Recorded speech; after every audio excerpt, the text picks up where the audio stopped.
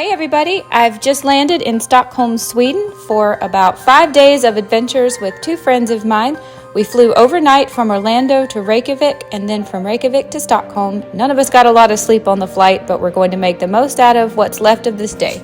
I am so excited because I've wanted to come to Sweden as long as I can remember. I loved the Pippi Longstocking books when I was a kid growing up, and I've always been fascinated by it, so I'm thrilled to be here and have a chance to see this country. We had all flown into the Arlanda airport, which is about a 45-minute ride outside of city center. So we had to get an Uber to take us there. This sign cracked us up because we did not realize it said app ride. We thought it said a pride and did not know that this is where we were supposed to be waiting for our Uber.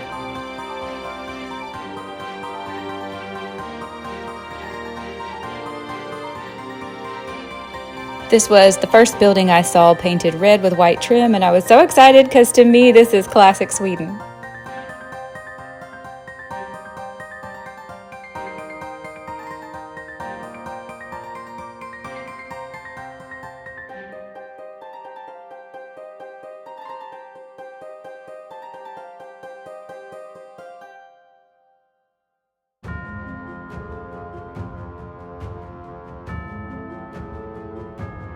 This is the hotel that we chose. It's downtown Stockholm and it's called the Scandic Klara.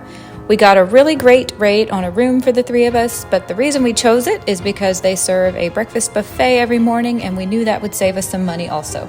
It was a little after 1 p.m. when we got to our hotel, but thankfully our room was ready and they let us go ahead and put our luggage down. I was really hungry because I had eaten so little in the flight other than that small piece of beef, so I had some pork rinds that I snacked on while we made a plan where to set out to on foot. As you can tell, it was pretty cold in Stockholm this week. It was in the high 20s and low 30s. We didn't have much in the way of precipitation, but it was dreary and very overcast. I didn't really understand what the significance of the upside-down Christmas tree was in Stockholm, but as it turns out, this is an artwork made by Charlotte Gyllenhammar.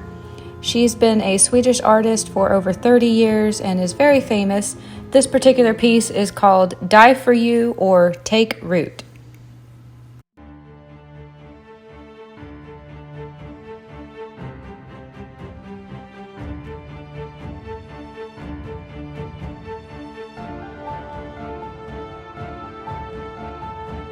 As you can probably tell, we are visiting Stockholm shortly before Christmas, and I really enjoyed their decorations, but especially the moose and the reindeer that we saw all over town.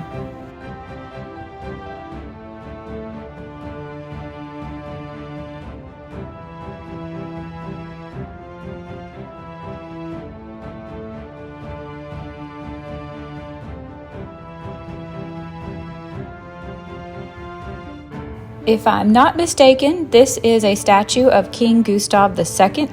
It is made of bronze, and this is Sweden's first bronze statue that included a horse. The king is overlooking a canal, Old Town, and the royal palace. Another thing we saw all over Stockholm were statues of lions and lionesses.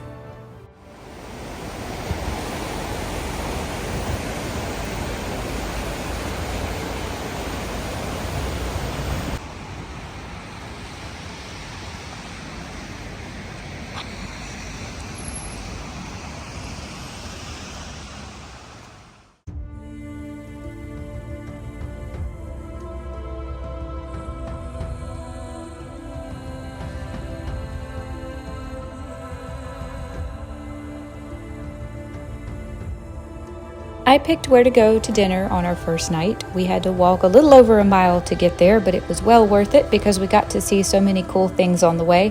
I hope I'm pronouncing this right. I think it's called the Stockholm Gastao.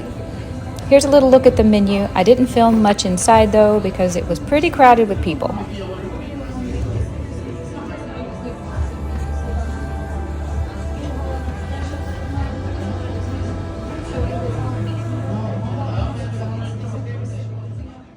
I tried this Riesling that came in a glass bottle, and it was absolutely delicious. That's a much bigger steak than I was expecting, too. This statue in Gamla was created by Otto Meyer and unveiled in 1912. It is called St. George and the Dragon. Our restaurant was right around the corner from the Nobel Prize Museum, so we decided to walk on over there and check it out.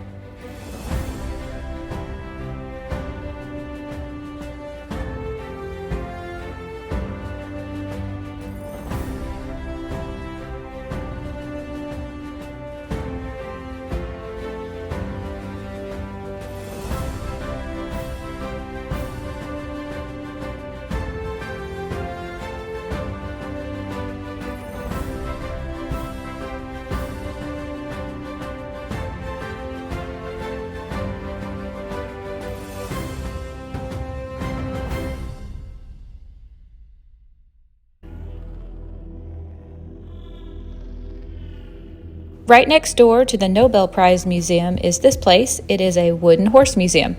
I did not film much inside because this is all handmade and hand-painted art, but there were a few things I was allowed to photograph just to kind of give you an idea what it is. But it was really cool. I enjoyed it, and the horses were beautiful. After we left the museum, we strolled around the streets of Gamla for a while, just window shopping and looking at things. I took a lot of video footage, and I'm just going to put on the screen what I was looking at. I hope you enjoy.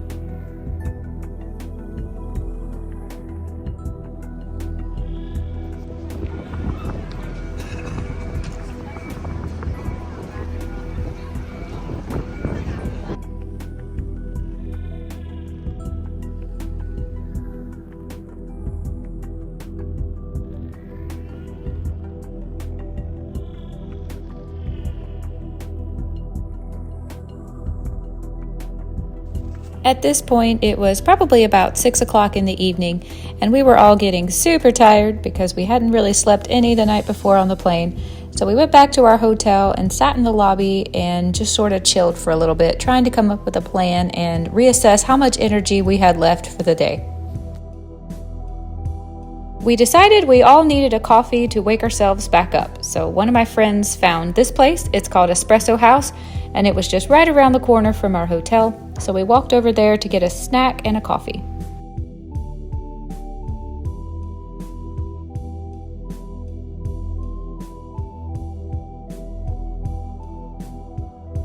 I decided I didn't want to risk not getting any sleep and being awake all night after not sleeping the night before, so all I got was a hot tea. We strolled around the streets for a little while longer window shopping, but the general consensus was we were all pretty worn out. So we decided to head back to the hotel and get a really good night's sleep so we could get a bright and early start the next day. I hope you enjoyed this video, guys. I'll see you another day in another one.